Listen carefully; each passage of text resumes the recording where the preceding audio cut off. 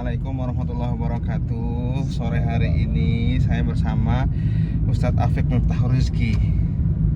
Dan ini adalah jam-jam terakhir beliau berada di Madinah. Karena nanti malam, nih sore hari, habis asar, nanti malam beliau insya Allah akan terbang ke Indonesia dengan visa khuruj nihai sebagai mahasiswa.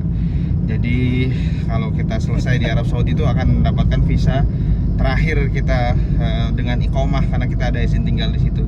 Gimana nih perasaannya Ustadz Afiq setelah sekian? Pertama perasaannya karena nanti malam akan meninggalkan Madinah Munawwarah. Perasaannya tentu sedih ya, karena meninggalkan kota Nabi yang tercinta. Kan tetapi sebagai penuntut ilmu kita punya amanah besar di Indonesia untuk mendakwahkan ilmu ini. Masya Allah. Jadi memang pergi belajar untuk kembali ya. Untuk kembali. Ya, benar. Meskipun tidak LPDP tapi harus kembali. Betul. Tapi semoga antum bisa dapat LPDP S2 S3-nya ya. Entah di negara barat, timur, tenggara, selatan, utara, pokoknya kejar terus beasiswa ya. Nah, terus setelah berapa tahun berarti antum di sini, Ustaz? 2019 ke sini ya, Januari. 2019 Januari, berarti ya 5 tahun lah, hampir ya 4 tahun setengah lah ya. Apa yang antum rasakan? Alhamdulillah banyak hal ya yang dirasakan di Madinah. Tentunya yang pertama adanya Masjid Nabawi, masjid yang kita cintai, dan di sanalah dimakamkan oleh Rasulullah orang paling mulia di bumi ini. Kemudian yang kedua juga saya sangat senang bisa berkuliah di Universitas Islam Madinah ya, yang merupakan universitas baik di dunia untuk urusan keagamaan Islam, dan banyak dari kawan-kawan yang mempunyai visi misi besar bagi dakwah Islam dan negara dan bangsa, seperti itu. Masya Allah. Jadi perasaannya yang pertama adalah tentang Masjid Nabawi ya, tentu itu yang paling utama. Yang kedua adalah tentang kampus itu sendiri ya, kampus yang motonya adalah la taghibu anha syams ya, yang matahari tidak pernah tenggelam, karena kurang lebih ada 126 negara yang belajar di sini. Jadi di negara mana matahari tenggelam ya timbul di negara satu lagi, kurang lebih itu. Lalu apa yang antum ini, antum kan dulu pasti bercita-cita dong ke, nggak mungkin spontanitas toto keterima gitu kan. Dulu sebelum antum menjadi mahasiswa, ekspektasi antum apa? Dan sekarang setelah antum akan selesai pulang ke Indonesia, apakah antum mendapatkan ekspektasi antum yang dulu antum impikan itu? Ya, ekspektasi waktu awal dulu sebelum mendaftar ke Madinah pun sudah besar ya. Apa ekspektasi itu tentang kota Madinah, kemudian juga lingkungan di sini serta teman-teman yang ada di sini. Yang kedua, banyak dari senior-senior yang juga melanjutkan ke sini. Iya, senior-senior Madinah yang juga telah mewujudkan banyak harapan-harapan tersebut, ekspektasi dari Arab Saudi sendiri dan UIN, dan banyak saudara kita yang di pemerintahan ya kan, baik dari Wahid dan yang lain, ataupun di bagian dakwah serta nasihat yang lain, Firanda. Maka sudah mulai terbangun lah sedikit-sedikit ekspektasi itu dari sekarang, dan semoga nanti harapan-harapan tersebut akan berlanjut dan menjadi kenyataan di depan. Kalau sekarang saya tanya nih, tadi kan antum menyebut ada alumni Madinah ya.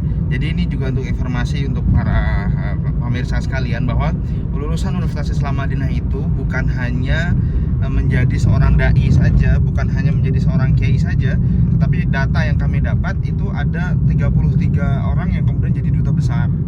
Ada yang kemudian jadi prime minister, jadi perdana menteri. Ada yang kemudian menjadi wazir atau menteri. Itu jumlahnya juga bukan sedikit gitu ya. Wali kota di Indonesia, kemudian pejabat daerah dan lain sebagainya. Tapi di samping itu dengan semua jabatan yang mereka miliki, semua dari kita adalah dai ya, untuk mengajak kepada kebaikan. Nah, kalau antum nih Sat, kira-kira what next? Ya tentunya yang pertama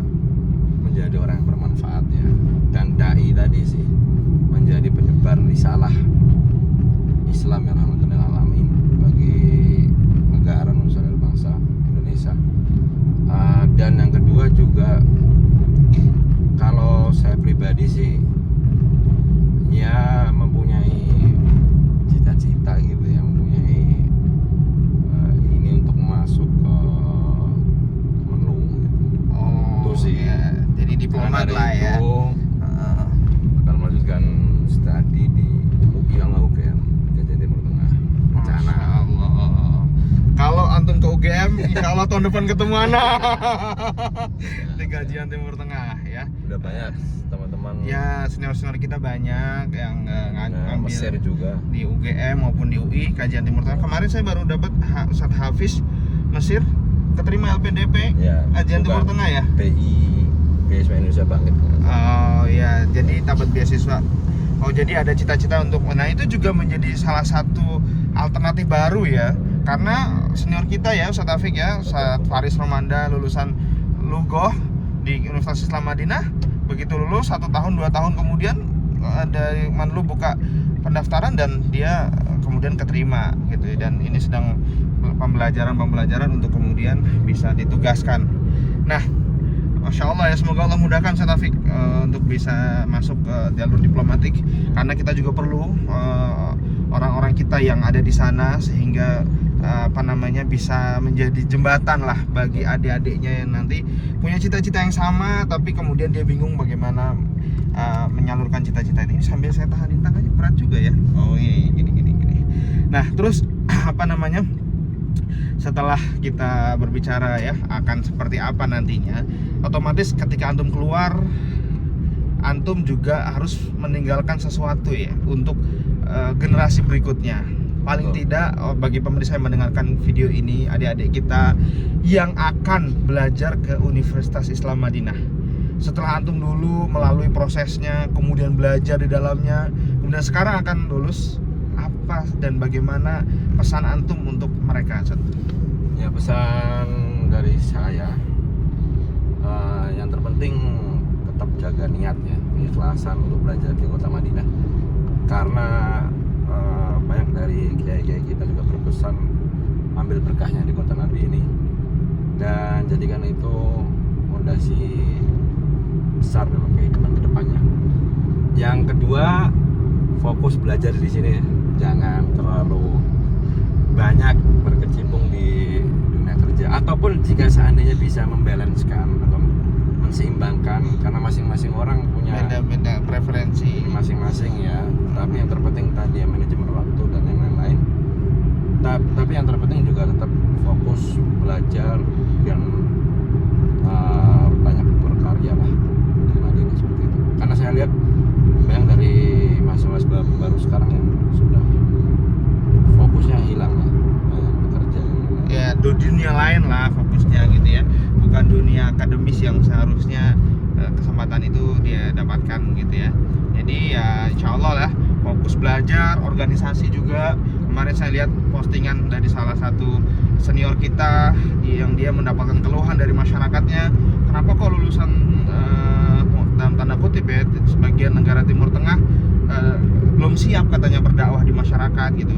Analisa dari senior kita ini bahwa ya karena di sini tidak dibiasakan untuk berorganisasi bersama masyarakat. Jadi ya ilmunya sudah ada, ilmunya sudah banyak, tapi bagaimana menyampaikan ilmu itu dan bagaimana kemudian ilmu itu sampai kepada masyarakat, nah itu yang perlu dilatih ya, paling enggak dengan ya ikut kegiatan PPMI, ikut kegiatan-kegiatan kekeluargaan atau dan lain sebagainya. Nah, kota Madinah ini kan bagi setiap orang yang mengunjunginya punya kesan yang berbeda-beda.